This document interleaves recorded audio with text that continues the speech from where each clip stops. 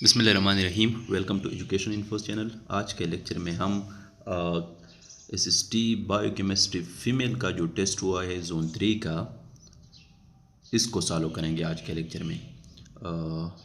आइए उसके कुछ जो MCQs है उसको सॉल्व करते हैं। केमिकल इक्विलिब्रियम इज़, इसमें जो चार ऑप्शन थे, डायनामिक इक्विलिब्रियम। केमिकल इक्विलिब्रियम जो है ना, एक डायनामिक इक्विलिब्रियम है, ये वाला ऑप्शन ठीक था। Question number 2, sperm are produced in, sperm कहाँ पे पैदा होते हैं? ये टेस्टस में पैदा होते हैं। टेस्टस का ऑप्शन, जिन बंदों ने टेस्टस का ऑप्शन सेलेक्ट किया है वो ठीक है। Question number 3, valency of oxygen, oxygen की जो वैलेंसी है वो 2 है। Insulin is produced by pancreas, beta cell जो है ना वहाँ पे प्रोड्यूस होते हैं। Question number 5,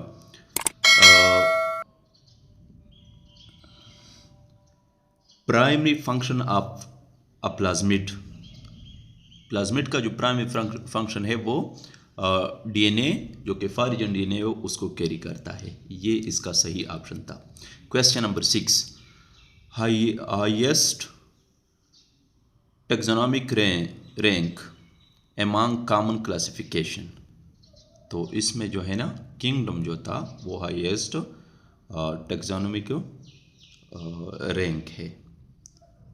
question number 7, organism of the same species living in a particular area is called population, population का ऑप्शन इसमें करेक्ट था।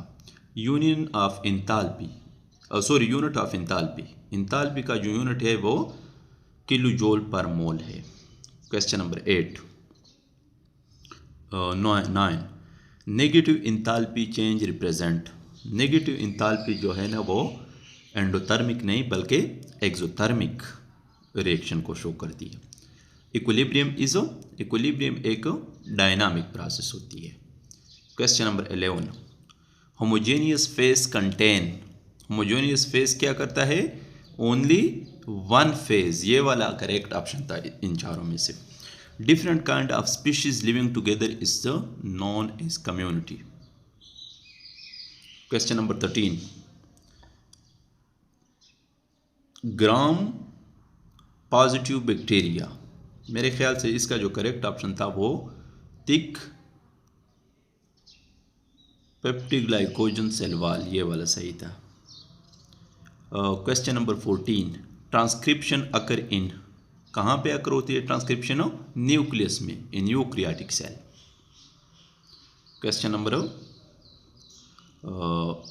15, enzyme that break large molecule into small one is a catabolic enzyme, इसको क्या बोलते हैं? Catabolic enzyme.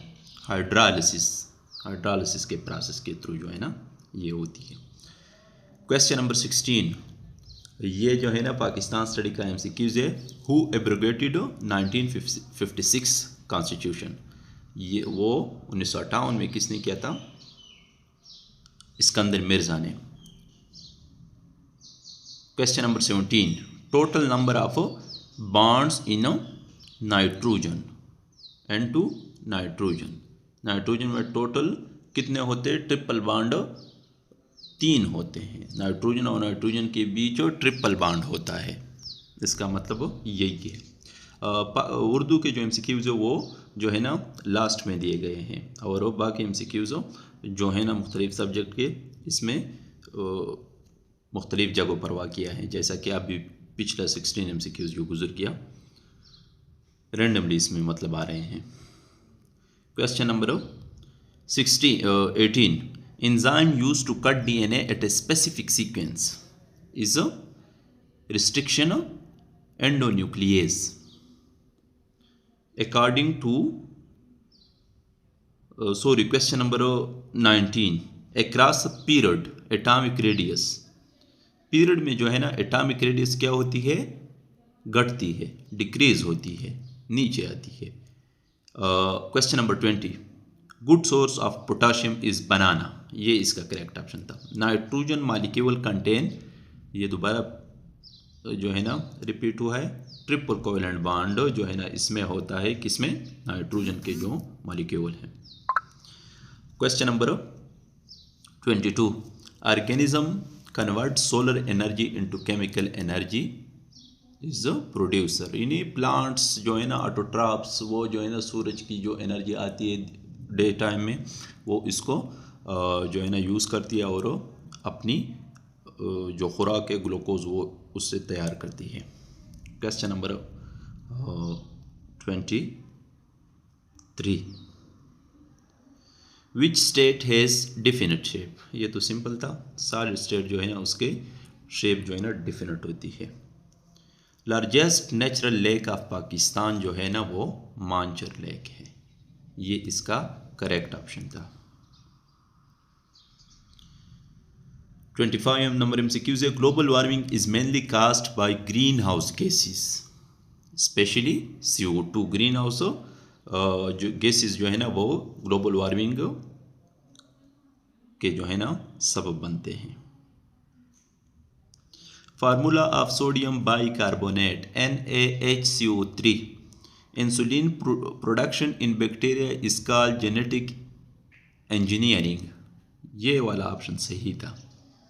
Question number 28, carboxylic acid changes blue litmus to which colour. Carboxylic acid जो है ना वो ब्लू लिटमस को रेड में कन्वर्ट करता है। Exothermic reaction means exothermic reaction में जो है ना रिलीज होती है एनर्जी या हीट, और एंडोथर्मिक में जो है ना एब्जॉर्ब होती है। Question number 30, a plasmid used to transfer a foreign gene into a host cell is called vector. Vector वाला ऑप्शन सही था, बाकी जो थे वो गलत थे। ये MCQs इसमें गलती भी हो सकती है, ये किसी मेंबर ने मुझे सेंड किए हैं और इसको जो है ना मैंने इसके आंसर निकाले हैं। केमिकल इक्वेशन इज डायनामिक, ये मेरे ख्याल से दोबारा से रिपीट हुआ ये वाला MCQs भी।